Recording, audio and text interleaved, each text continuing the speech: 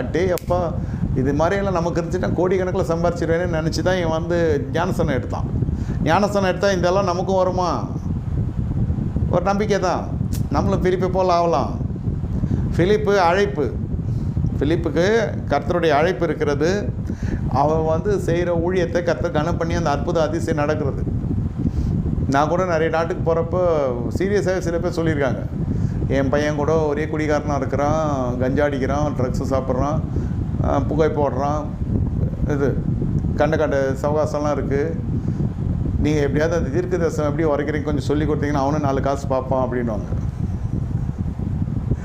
இல்லை, இது சீரியஸாகவே சில நாட்டில் சொல்லியிருக்காங்க. கோச்சிங்கும் இருக்காங்க என்கிட்ட, ஏன் நீங்கள் சொல்லி தர மாட்டீங்க பாஸ்டர் செல்ஃபிஷ் அப்படிலாம் சொல்லியிருக்காங்க.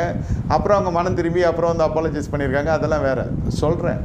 அந்த மாதிரி இது கேட்டகரியே வேறு. இது எதுக்கு சர்ச்சுக்கு வந்துச்சுன்னே தெரிலன்னு இல்லை, வந்தது என்னென்னா